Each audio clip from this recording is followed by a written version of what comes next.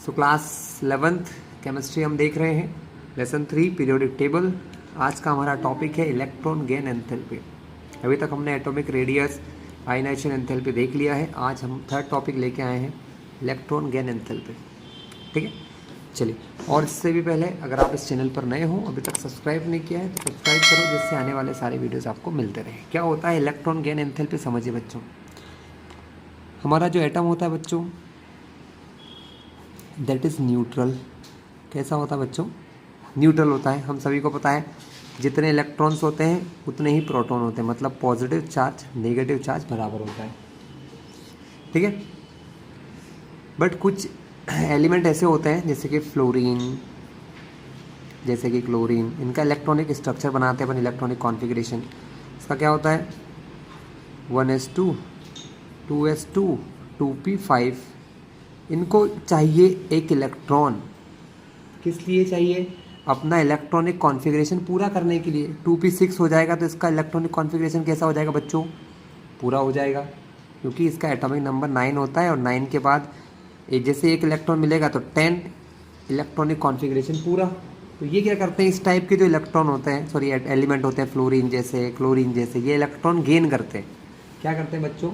Electron gain. जैसे कि नाम से समझ में आ रहा है, इलेक्ट्रॉन गेन एंथैल्पी, मतलब इलेक्ट्रॉन के लेने पर जो एनर्जी निकलती है या लेना पड़ती है उसको कहते हैं इलेक्ट्रॉन गेन एंथैल्पी। सिंपल सा काम है, लेकिन कैसे? तो हमने देख लिया कि जो एलिमेंट जिनको 1 या 2 इलेक्ट्रॉन की ज़रूरत होती है, जिन्हें 1 या 2 इलेक्ट्रॉन की नीड होती है, वो क्या करते हैं? इलेक्ट्रॉन लेते हैं। लेकिन इलेक्ट्रॉन लेने के एवज में क्या करना होता है बच्चों? एनर्जी रिलीज़ होती है। एनर्जी रिलीज़ होती है। यहाँ पर अपोजिट काम होता है, इलेक्ट्रॉन की एनर्जी रिलीज़ होती है। चलिए हम लोग देख लेते हैं। एक एटम जो होता है बच्चों, वो न्यूक्लियस में हमारे प्रोटॉन्स होते हैं, इलेक्ट्रॉन्स यहाँ पर हैं। सपोज़ फर्स्ट सेल में 2 हैं इस टाइप से, सेकंड सेल में भी कुछ इलेक्ट्रॉन हैं। मान लो फ्लोरीन की बात कर लो, 1 2 3 4 5 6 7 9 इलेक्ट्रॉन है इसके टोटल। 2 3 4 5 6 7 8 9। अब एक इलेक्ट्रॉन इसको लेना है। जब इलेक्ट्रॉन लेते हैं बच्चों तो क्या होता है? न्यूक्लियस इस इलेक्ट्रॉन को रिपल करता है। ठीक है, इलेक्ट्रॉन को क्या करता है, सॉरी रिपल नहीं करता, अपनी ओर अट्रैक्ट करता है। माय मिस्टेक, रिपल बोल दिया मैंने, क्योंकि न्यूक्लियस इस इलेक्ट्रॉन को अपनी ओर अट्रैक्ट करता है। लेकिन जब इलेक्ट्रॉन इसके साथ जुड़ता है बच्चों, तो क्या होगा? इस इलेक्ट्रॉन के जुड़ने से नेगेटिव पावर बढ़ जाती है, मतलब नेगेटिव चार्ज जो है वो इंक्रीज़ हो जाता है। क्या होता है बच्चों? नेगेटिव चार्ज इंक्रीज़ होता है। नेगेटिव चार्ज के इंक्रीज़ होने से क्या होता है बच्चों? इसका साइज़ बढ़ता है। साइज़ भी बढ़ता है, नेगेटिव चार्ज बढ़ने से साइज़ बढ़ जाता है। तो नेगेटिव चार्ज इंक्रीज़ होता है और इसी के साथ ही एनर्जी भी निकलती है। क्या निकलती है? एनर्जी भी निकलती है। तो जैसे ही वो इलेक्ट्रॉन लेगा तो उसका नेगेटिव चार्ज बढ़ जाएगा। नेगेटिव चार्ज बढ़ने से साइज़ इंक्रीज़ होगा। सो एनर्जी क्या होती है बच्चों? एनर्जी इसी के साथ रिलीज़ होती है। तो इलेक्ट्रॉन गेन एंथैल्पी को हम कैसे डिफाइन करेंगे? इलेक्ट्रॉन गेन एंथैल्पी को हम लिखेंगे इलेक्ट्रॉन गेन, मतलब इलेक्ट्रॉन को लेना, एंथैल्पी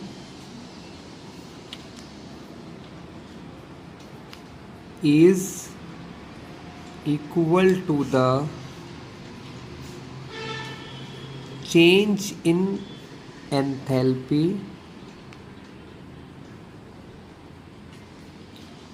when an isolated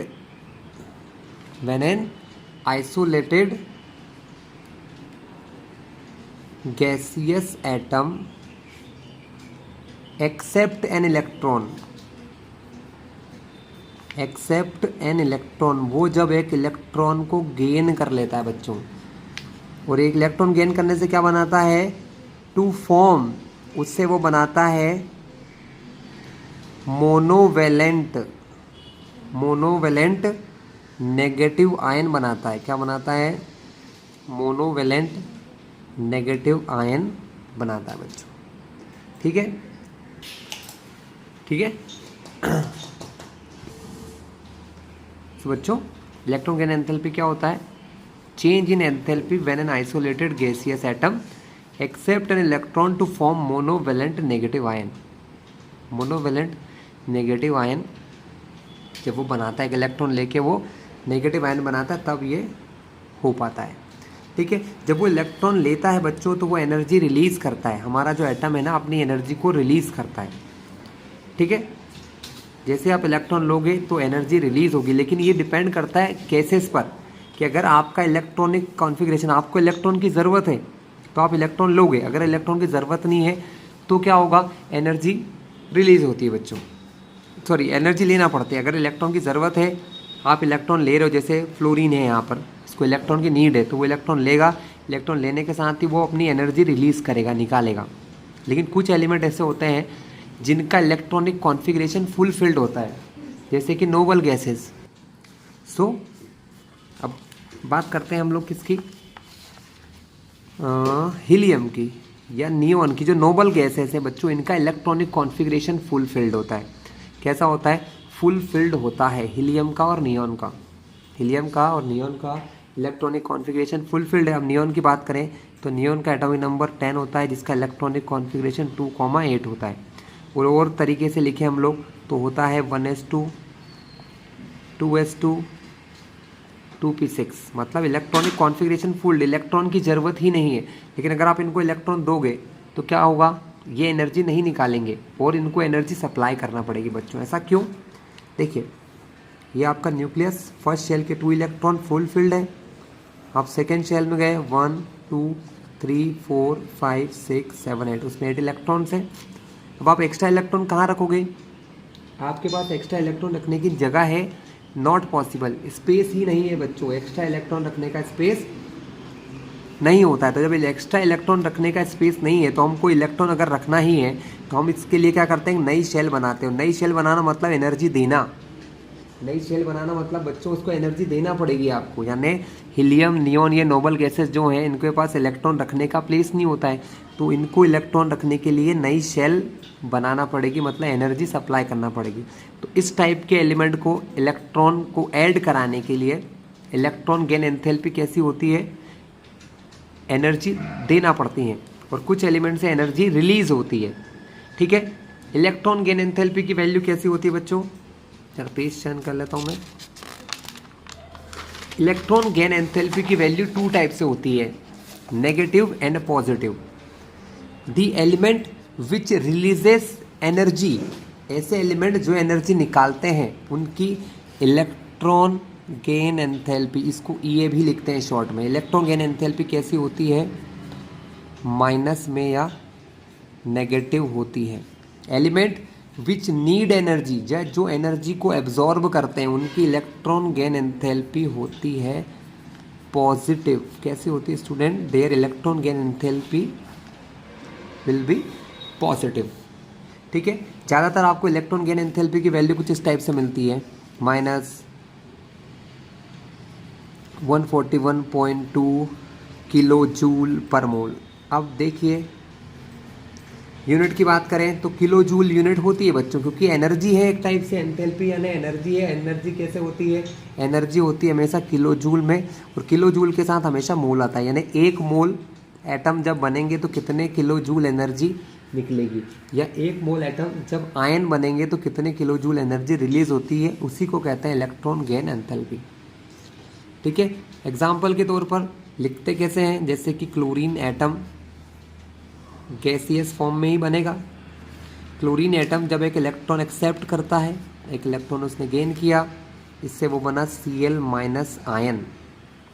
ठीक है, इसी के साथ वो क्या करता है?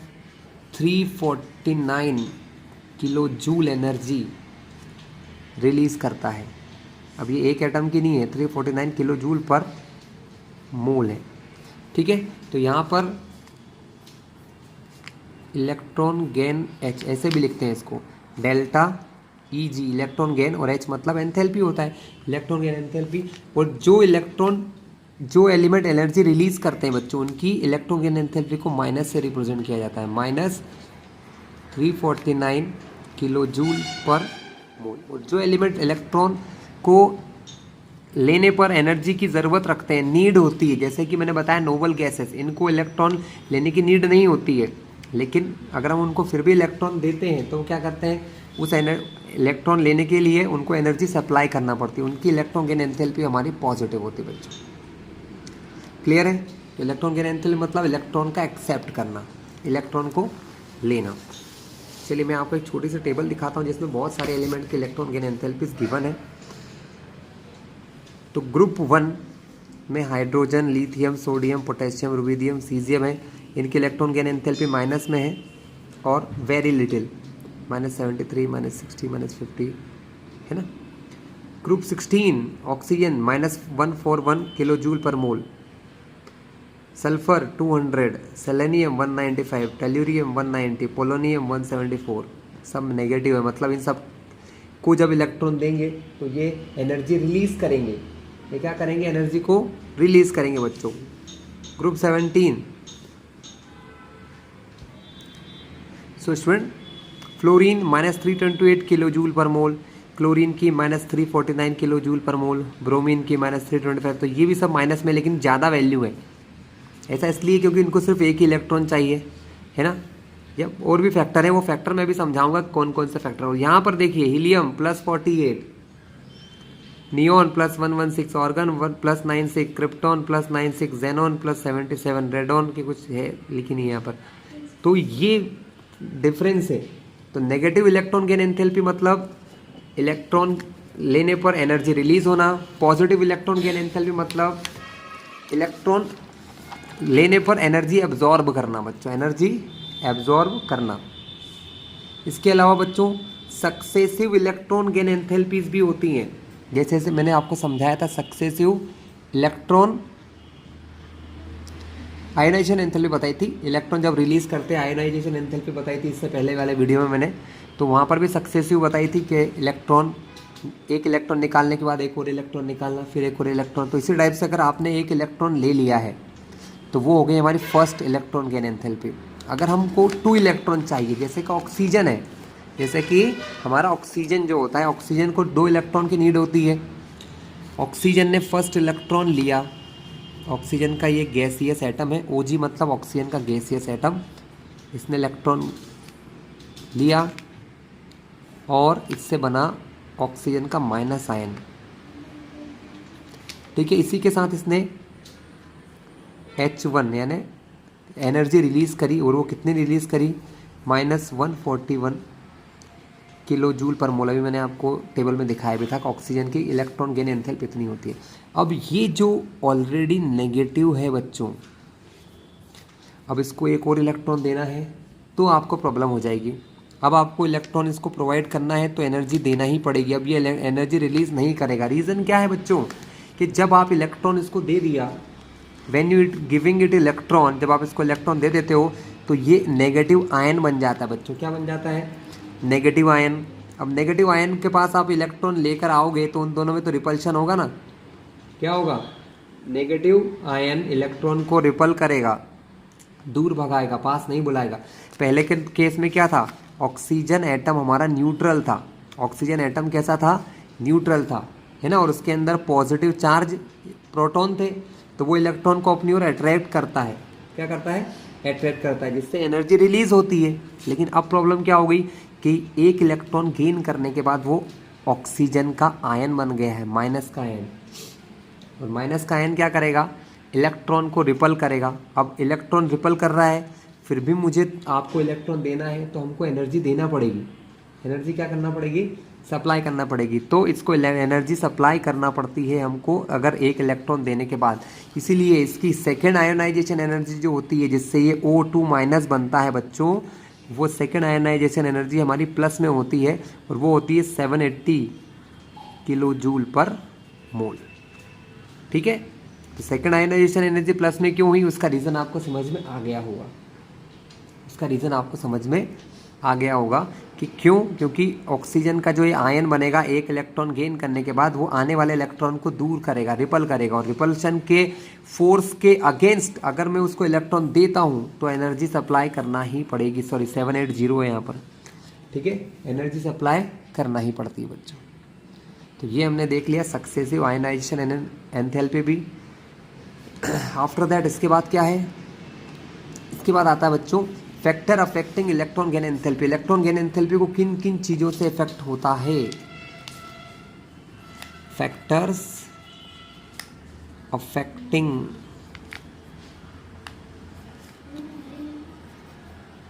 Electron gain enthalpy. Electron gain enthalpy को किन किन चीज़ों से फ़र्क पड़ता है बच्चों। तो इससे पहले हमने आयनाइजेशन एनर्जी के टाइम पे भी पढ़ा था, है ना। अभी भी हम देखेंगे। सबसे पहले आता है न्यूक्लियर चार्ज। क्या आता है, न्यूक्लियर चार्ज। इसका तो सीधा कॉन्सेप्ट है बच्चों, जितना हायर न्यूक्लियर चार्ज होगा वो इलेक्ट्रॉन को उतनी पावर से अपने अट्रैक्ट करेगा, है ना। So more the nuclear charge, more the nuclear charge, larger will be the electron gain enthalpy. क्योंकि क्या होगा बच्चों, इलेक्ट्रॉन को देखिए दो एलिमेंट है, दो एलिमेंट में से एक एलिमेंट का पॉजिटिव पावर ज़्यादा है, एक एलिमेंट की पॉजिटिव पावर थोड़ी कम है, ठीक है। तो अगर दोनों के सामने एक एक इलेक्ट्रॉन यहाँ रखा हुआ है तो कौन इसको ज़्यादा पावर से खींचेगा, जिसकी पॉजिटिव पावर ज़्यादा है। जिसकी पॉजिटिव पावर ज़्यादा है मतलब जिसका न्यूक्लियर चार्ज ज़्यादा होगा वो इलेक्ट्रॉन को उतनी ही ज़्यादा पावर से अट्रैक्ट करेगा, और जो जितनी ज़्यादा पावर से अट्रैक्ट करेगा उतनी ही ज़्यादा एनर्जी निकालेगा। तो इलेक्ट्रॉन गेन एंथैल्पी किसकी हायर होती है बच्चों, इलेक्ट्रॉन गेन एंथैल्पी हायर उसकी होती है जिसका न्यूक्लियर चार्ज हाई होता है, जिसका न्यूक्लियर चार्ज हाई होता है। एग्जाम्पल के तौर पर फ्लोरीन और ऑक्सीजन, फ्लोरीन और ऑक्सीजन में से इफेक्टिव न्यूक्लियर चार्ज फ्लोरीन का ज़्यादा होता है एज़ कम्पेयर टू ऑक्सीजन। इसीलिए आपने देखा होगा कि फ्लोरीन की इलेक्ट्रॉन गेन एंथैल्पी ऑक्सीजन से ज़्यादा है। Let me show you once again. Fluorine की होती है -328, इसकी देखिए 141। ये दोनों ऑक्सीजन और फ्लोरीन सेकेंड पीरियड के एलिमेंट है। ऑक्सीजन के बाद में आता है फ्लोरीन। ऑक्सीजन से ज़्यादा पॉजिटिव चार्ज होता है फ्लोरीन के अंदर, न्यूक्लियर चार्ज ऑक्सीजन से ज़्यादा होता है फ्लोरीन में, इसलिए उसकी इलेक्ट्रॉन गेन एंथैल्पी ज़्यादा है। इसके साथ नीचे देखो, ऑक्सीजन से ज़्यादा पॉजिटिव चार्ज सल्फर के पास भी होता है, इसीलिए ऑक्सीजन से ज़्यादा एनर्जी कौन रिलीज़ कर रहा है, सल्फर कर रहा है, ठीक है। लेकिन यहाँ पर भी देखिए सल्फर से ज़्यादा पॉजिटिव चार्ज क्लोरीन के पास होता है, इसलिए सल्फर से ज़्यादा कौन ज़्यादा एनर्जी रिलीज़ कर रहा है, सल्फर से ज़्यादा एनर्जी क्लोरीन रिलीज़ करेगा। अब माइनस में जो वैल्यू जितनी बड़ी हो रही है ना बच्चों, वो उतनी ज़्यादा एनर्जी रिलीज़ करेगी। सिंपल सी बात है। सबसे ज़्यादा एनर्जी कौन रिलीज़ करता है हेलोजेंस में से, क्लोरीन, -349 किलो जूल पर मोल, ठीक है। तो पहला कॉन्सेप्ट समझ में आ गया आपको। Higher the nuclear charge, higher the nuclear charge larger will be the electron gain enthalpy, या यूँ कह लो electron gain enthalpy which is negative type. Minus की इलेक्ट्रॉन गेन एंथैल्पी बढ़ जाती है बच्चों। माइनस से ये कंफ्यूज मत होना, कुछ बच्चे मैथ्स वाले होंगे वो सोचेंगे माइनस है तो छोटा है। नहीं, माइनस में जितनी बड़ी वैल्यू है वो उतनी ही, माइनस सिर्फ शो क्या कर रहा है कि एनर्जी रिलीज हो रही है, प्लस क्या शो कर रहा है कि एनर्जी रिक्वायर्ड है। अगर किसी की इलेक्ट्रॉन गेन एंथैल्पी -50 है और किसी की इलेक्ट्रॉन गेन एंथैल्पी -200 है तो ज़्यादा इसी की होंगी। ये मत सोचना कि माइनस में जो जितना बड़ा उतना छोटा। मैथ्स में यही सिखाते हैं, मैथ्स हमको ये सिखाते हैं कि माइनस में जो जितना बड़ा होता है उतना ही छोटा होता है। लेकिन यहाँ ये कॉन्सेप्ट मत चलाइएगा।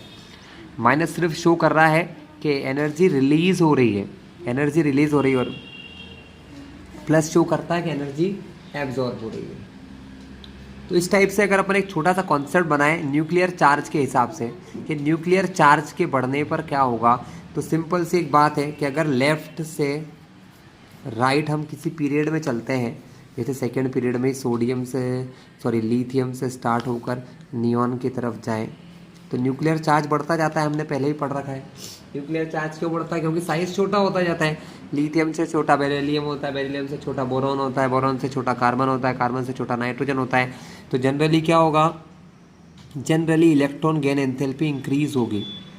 इलेक्ट्रॉन गेन एंथैल्पी मतलब इलेक्ट्रॉन गेन एंथैल्पी की माइनस वैल्यू इंक्रीज होती जाएगी। माइनस वैल्यू क्या होगी बच्चों, इंक्रीज होती जाएगी। है ना। और डाउन द ग्रुप क्या होना चाहिए, डाउन द ग्रुप भी देखा जाए तो न्यूक्लियर चार्ज बढ़ता है, लेकिन शेल बढ़ने से वो दोनों एक दूसरे के इफेक्ट को लगभग बराबर कर देते हैं। ठीक है, तो पहला हमने देख लिया क्या कि लेफ्ट टू राइट जनरली क्या होता है, इलेक्ट्रॉन गेन एंथैल्पी बढ़ती है। दूसरा है size of atom. Size of atom, atom का साइज जितना बड़ा होगा बच्चों, ये जो पॉइंट है साइज ऑफ एटम का, ये न्यूक्लियर चार्ज का अपोजिट पॉइंट है। देखिए दो एलिमेंट के मैं छोटे से डायग्राम बनाता हूँ आपके लिए। यह nucleus first shell second shell, और एक एलिमेंट है वो न्यूक्लियस के first shell second shell third shell और फोर्थ शेल। इस एलिमेंट का साइज बड़ा है तो इसका न्यूक्लियस लास्ट वाले इलेक्ट्रॉन पर ज़्यादा अट्रैक्शन फोर्स नहीं लगाता है, लेकिन इसका जो एलिमेंट है वो लास्ट वाले इलेक्ट्रॉन पर ज़्यादा अट्रैक्शन फोर्स लगाएगा क्योंकि साइज छोटा है। तो यहाँ पर मैं जब इलेक्ट्रॉन लाऊंगा ना बच्चों, तो क्या होगा, उसको ज़्यादा अट्रैक्शन फील नहीं होगा। ज़्यादा अट्रैक्शन फील नहीं होने से क्या होगा, एनर्जी लेस अमाउंट में रिलीज होगी। और जहाँ पर न्यूक्लियस जो है वो इलेक्ट्रॉन को बहुत ज़्यादा पावर से खींचेगा, तो जब इस छोटे साइज वाले एलिमेंट को मैं इलेक्ट्रॉन दूंगा तो ये एनर्जी ज़्यादा रिलीज करेगा। तो सिंपल सा कॉन्सेप्ट है, साइज ऑफ एटम जो है उस पर डिपेंड करता है इलेक्ट्रॉन गेन एंथैल्पी। साइज जितना स्मॉलर होगा हायर उसकी उतनी ही इलेक्ट्रॉन गेन एंथैल्पी होगी। तो लिख लो आप, smaller the size of atom larger will be the electron gain enthalpy, उसकी इलेक्ट्रॉन गेन एंथैल्पी उतनी ही ज़्यादा होगी। ठीक है,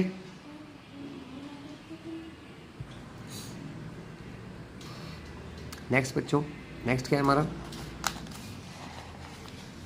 थर्ड टॉपिक है हमारा electronic configuration. Electronic configuration, electronic configuration तो बच्चों नॉर्मली तो दो ही एक ऐसे इलेक्ट्रॉनिक कॉन्फ़िगरेशन होता है जो एलिमेंट के इलेक्ट्रॉनिक कॉन्फ़िगरेशन हाफ फिल्ड और फुल फिल्ड होते हैं। जिन एलिमेंट के इलेक्ट्रॉनिक कॉन्फ़िगरेशन हाफ फिल्ड या फुल फिल्ड होते हैं, they have lesser tendency to accept electron, उनके लिए इलेक्ट्रॉन एक्सेप्ट करने की टेंडेंसी थोड़ी सी लेसर यानी कम होती है। वो इलेक्ट्रॉन को थोड़ा कम एक्सेप्ट करते हैं, यानी इलेक्ट्रॉन को एक्सेप्ट करने की कोशिश नहीं करते हैं। जैसे कि बात करें नियॉन की, नियॉन का इलेक्ट्रॉनिक कॉन्फ़िगरेशन होता है हमारा 1s2 2s2 2p6, ये 2s2 के दोनों इलेक्ट्रॉन और ये p फुलफिल्ड है। इसी टाइप से नाइट्रोजन, उसका होता है 1s2 2s2 और 2p3। इसके अंदर 3 हाफ फिल्ड इलेक्ट्रॉन होते हैं। कितने इलेक्ट्रॉन हाफ फिल्ड होते हैं बच्चों, 3 हाफ फिल्ड इलेक्ट्रॉन होते हैं, जो कि हाफ फिल्ड स्ट्रक्चर होता है हमारा। और हाफ फिल्ड स्ट्रक्चर भी कैसा होता है, स्टेबल होता है। इतना स्टेबल तो नहीं होता, फिर भी स्टेबल होता है। तो हाफ फिल्ड इलेक्ट्रॉन भी क्या करते हैं, इलेक्ट्रॉन लेने के लिए ज़्यादा एक्साइटेड नहीं होते हैं, तो ये भी इलेक्ट्रॉन को ज़्यादा लेने की टेंडेंसी नहीं रखते हैं। तो हाफ फिल्ड और full field, sorry half filled और फुल फिल्ड, नियॉन था Ne, सॉरी। तो हाफ फील्ड और फुल फील्ड इलेक्ट्रॉनिक कॉन्फ़िगरेशन जिनके होते हैं वो इलेक्ट्रॉन को रिपल करने की टेंडेंसी रखते हैं, मतलब उनकी इलेक्ट्रॉन गेन एंथैल्पी डिक्रीज होती है। तो जिन एलिमेंट का इलेक्ट्रॉनिक कॉन्फ़िगरेशन हाफ फील्ड और फुल फील्ड होता है वो जनरली इलेक्ट्रॉन एक्सेप्ट नहीं करते हैं, इलेक्ट्रॉन रिलीज करते हैं। बच्चों क्या करते हैं, इलेक्ट्रॉन्स को रिलीज करते हैं।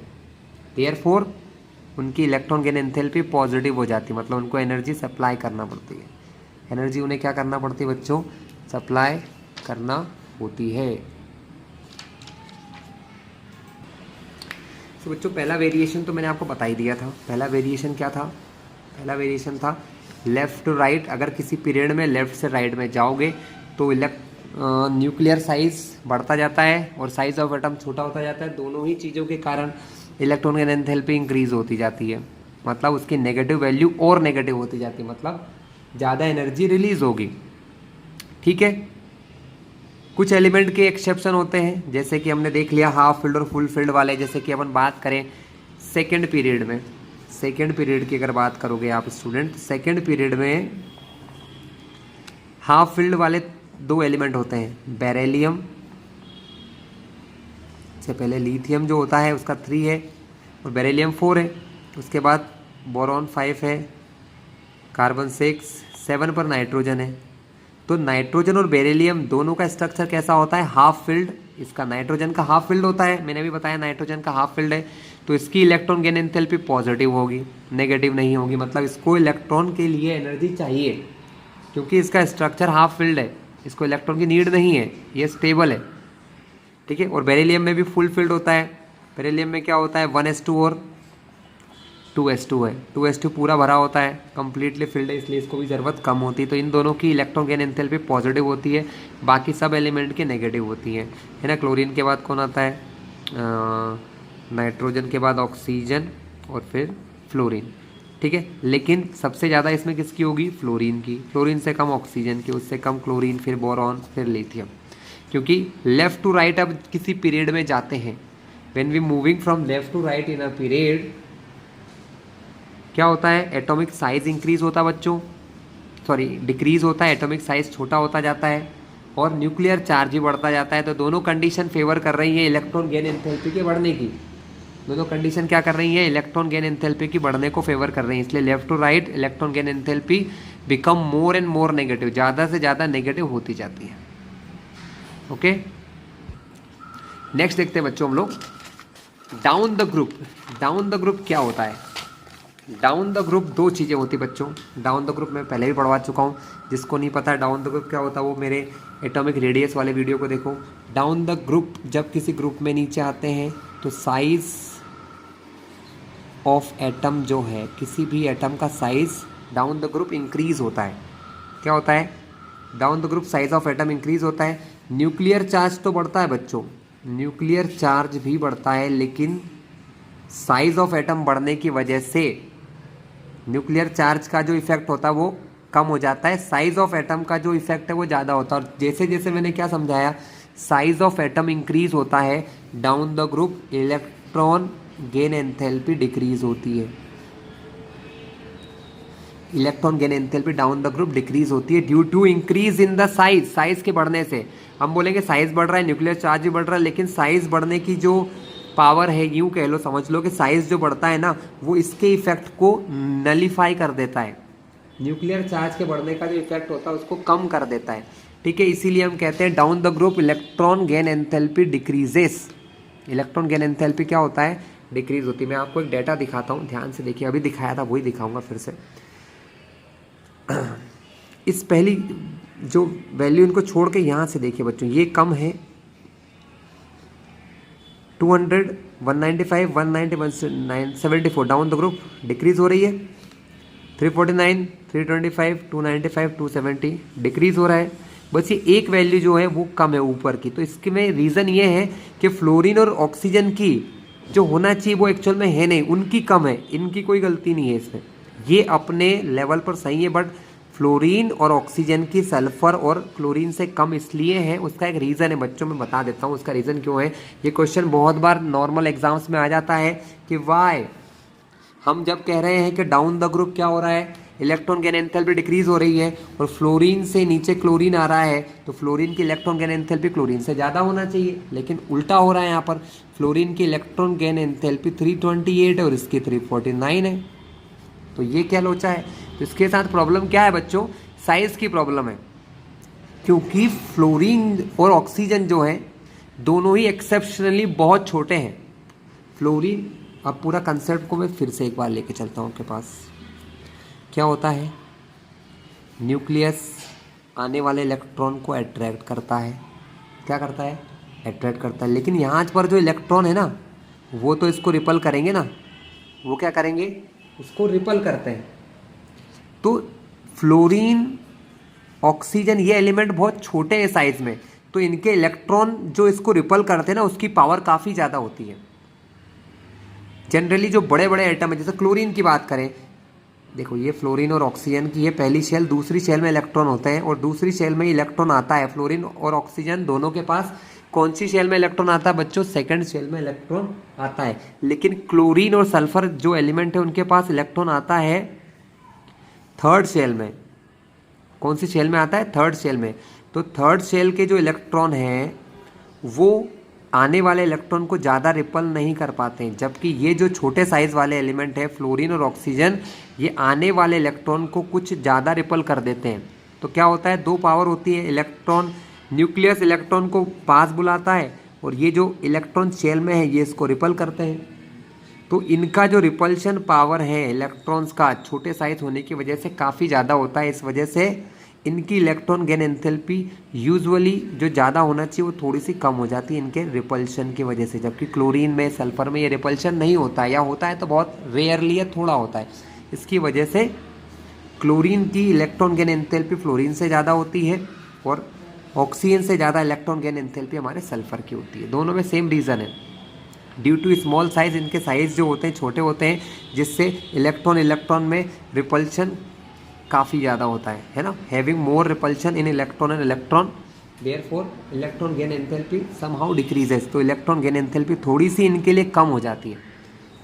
ठीक है, मतलब जो देखा जाए तो हमने जो ऑर्डर पढ़ा है वो सही पढ़ा है कि डाउन द ग्रुप डिक्रीज हो रही है, इससे कम इसकी ये फिर डिक्रीज हो रही है, फिर डिक्रीज, लेकिन इसकी ज़्यादा होना चाहिए फ्लोरीन की और ऑक्सीजन की। लेकिन इसमें मिस्टेक इन दोनों की है, इनके साइज की वजह से इनकी इलेक्ट्रॉन गेन एंथैल्पी थोड़ी सी स्मॉलर हो जाती है बच्चों। कैसे हो जाती है? स्मॉलर हो जाती है। ओके, तो ये कुछ इंपॉर्टेंट पॉइंट्स थे जो मैंने बताया आपको। स्टूडेंट, इसके अलावा हेलोजेंस जो होते हैं, हेलोजन जो ग्रुप नंबर 17 है, जैसे कि फ्लोरीन, क्लोरीन, ब्रोमीन, आयोडीन, इनकी इलेक्ट्रॉन गेन एंथैल्पी अपने ग्रुप में अपने पीरियड में सबसे ज़्यादा होती है। फ्लोरीन की अपने पीरियड में सबसे हायर है, क्लोरीन की अपने पीरियड में सबसे हायर है, ब्रोमीन की अपने पीरियड में सबसे हायर है और आयोडीन की भी अपने पीरियड में सबसे हायर होती है। इसके अलावा और क्या देखा हमने कि जो हमारे पॉजिटिव जो helium, neon, krypton, radon, xenon, ये जो नोबल गैसेस है इनकी वैल्यू हमेशा पॉजिटिव ही होती है। कैसी होती है? पॉजिटिव होती है।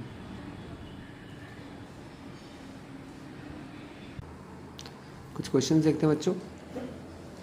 देखिए क्वेश्चन किस टाइप से पूछे जाते हैं आपसे। Which of the following element has the most negative electron gain enthalpy and give reason. ये इलेक्ट्रॉनिक कॉन्फ़िगरेशन दी है, इनमें सबसे ज़्यादा नेगेटिव इलेक्ट्रॉन गेन एंथैल्पी किसकी होगी? ठीक है, सो स्टार्ट करते हैं यहाँ से। पहले कॉन्फ़िगरेशन को देखिए, 3s2 3p3। सो 3s2 3p3 मतलब ये जो कॉन्फ़िगरेशन है बच्चों कैसा है? हाफ फिल्ड है। 3s2 3p3 half filled structure होता है जो कि ज़्यादा स्टेबल होता है। इसके लिए हमने क्या देखा था? इलेक्ट्रॉन गेन एंथैल्पी पॉजिटिव होती है। 3s2 3p3 के लिए नेगेटिव नहीं हो सकती है। 3s2 3p4 नेगेटिव होगी बच्चों, लेकिन 3s2 3p5 से कम।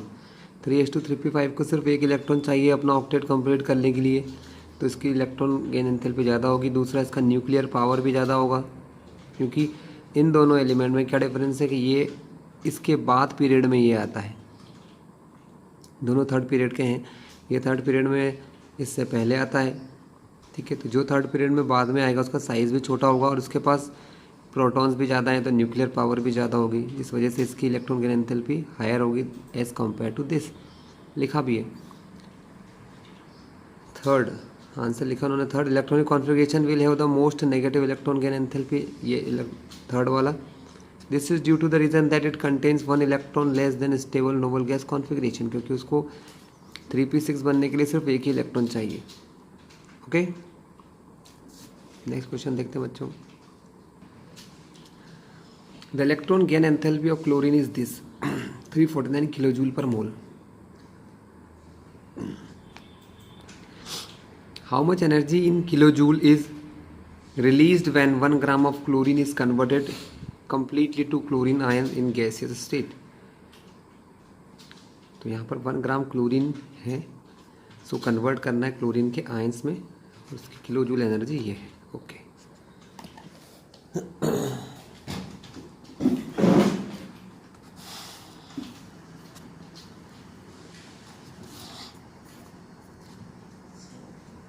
देखो क्लोरीन का एक एटम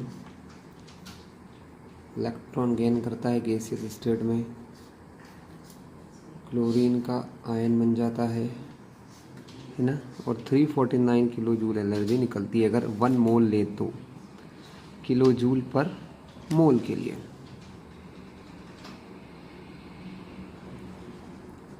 ठीक है, अब यहाँ पर क्या दिया है,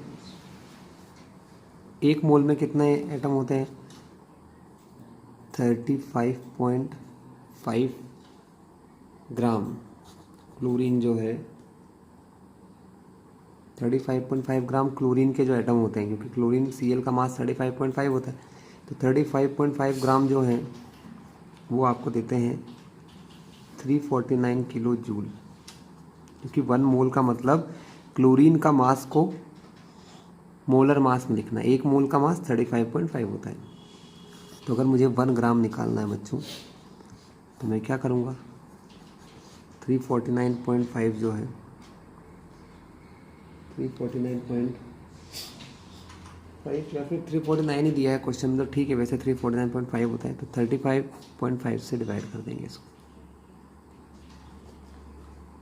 डिवाइड करके आपको वैल्यू मिल जाएगी -9.83 किलो जूल। बस डिवाइड करना आपको और कुछ नहीं करना है। सिंपल सा केस था, मोल था, हमने देख लिया क्लोरीन के एक एटम का 1 मोल एटम्स, क्लोरीन Cl का 1 मोल एटम का मास 35.5 होता है। ठीक है, तो अगर 1 ग्राम का निकालना है तो उसको डिवाइड कर दिया 35.5 से, तो निकल गया -9.83 किलो जूल। क्लियर है आपको? 2 ग्राम बोलते तो फिर हम यहाँ 2 का मल्टीप्लाई भी कर देते, 3 बोलते तो 3 का मल्टीप्लाई, 4 तो 4 का multiply.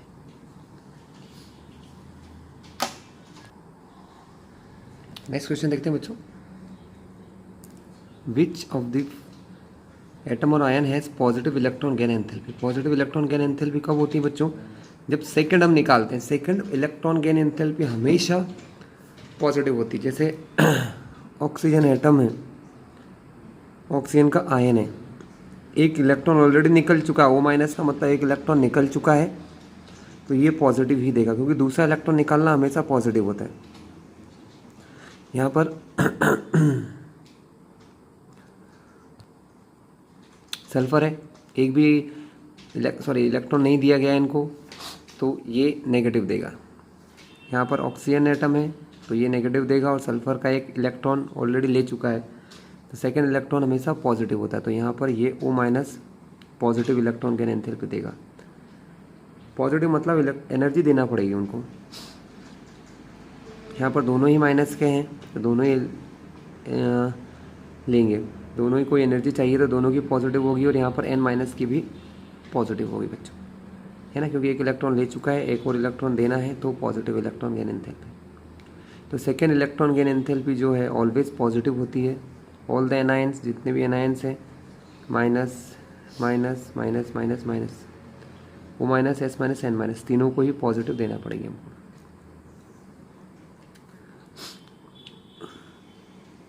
Which of the following will have the most negative electron gain enthalpy and which the least negative?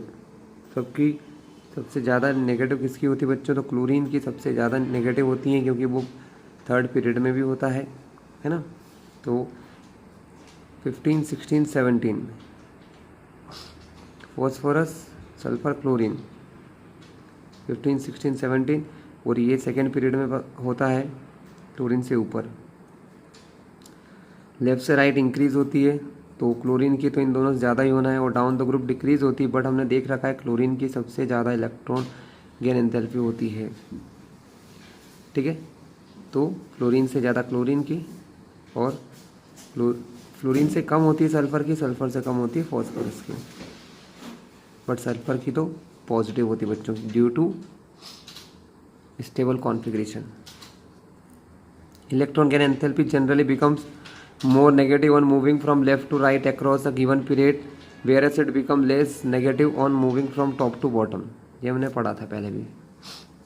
However, adding an electron to 2p orbital leads to greater repulsion than adding an electron to larger 3p orbital in chlorine atom। मतलब fluorine में एक electron डालना और chlorine में electron डालने में ज़्यादा repulsion fluorine में होता है, छोटा ऑर्बिटल, इसलिए ये समझाया भी था मैंने। इसीलिए क्लोरीन की मोस्ट इलेक्ट्रोनेगेटिव गेन एंथैल्पी होती है, वेरस फॉस्फोरस हैज़ लीस्ट, सबसे कम फॉस्फोरस की होती है क्योंकि उसका स्टेबल कॉन्फ़िगरेशन होता है ना, हाफ फिल्ड। तो क्लियर है बच्चों, ये क्वेश्चन हमने देख लिए हैं, कुछ और क्वेश्चन भी है, नीचे देख लेते हैं। Arrange the element with the following electronic configuration in order of increasing electron gain enthalpy, more negative first, मतलब order of increasing.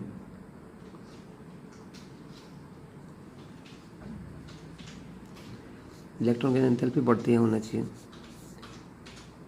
1s2 2s2 2p5 2s2 2p4। देखिए ये इस पीरियड में इससे पहले, ये पहले आ रहा है 2p4 2p4 के बाद 2p5 पीरियड के अंदर, सेम पीरियड में है दोनों। 2p3 इनसे भी पहले आ रहा है ना, और ये तो थर्ड पीरियड का एलिमेंट है, थर्ड पीरियड का एलिमेंट, और p4 वाला है, p5 का भी होता तो ठीक है, p4 का है। देखो बच्चों, पहले तो इन तीनों की बात करें, इसकी बात बाद में करेंगे क्योंकि ये सेम पीरियड में सबसे पहले कौन आया, 2p3, उसके बाद 2p4, फिर 2p5। देखो यहाँ पर 2p3 2p4 2p5, तो इससे ज़्यादा इसकी होगी, इससे ज़्यादा इसकी होगी।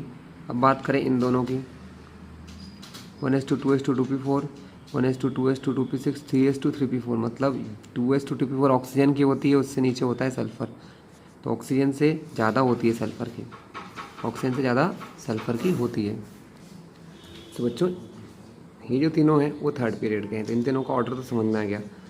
सबसे ज़्यादा नेगेटिव p5, से कम p4 और फिर p3। अब इन दोनों में क्या है, इन दोनों में p4 से ज़्यादा होती है, 2p4 से ज़्यादा 3p4 की होती है, तो मैं पहले ही आपको समझा चुका हूँ, ऑक्सीजन है या सल्फ़र है, ठीक है। तो सबसे ज़्यादा 1 की, 1 से कम 4 की, यहाँ पर ये लगा है सिर्फ माइनस प्लस वाला इस फॉर्मूले की वजह से, है ना, जिसकी सबसे ज़्यादा नेगेटिव है, सबसे ज़्यादा नेगेटिव इसकी, क्योंकि इनमें बोलते ही है ना कि सबसे नेगेटिव मतलब ज़्यादा एनर्जी निकलती है। तो 1 4 2 3 1 4 2 3 ऑर्डर चलेगा इसमें। विच of the following pair of element would have more negative electron gain enthalpy. Nitrogen oxygen में ऑक्सीजन की ज़्यादा होगी, क्लोरीन क्लोरीन में क्लोरीन की, सल्फर ऑक्सीजन में सल्फर की, क्लोरीन सिलिकॉन में, सॉरी कार्बन और सिलिकॉन में कार्बन की।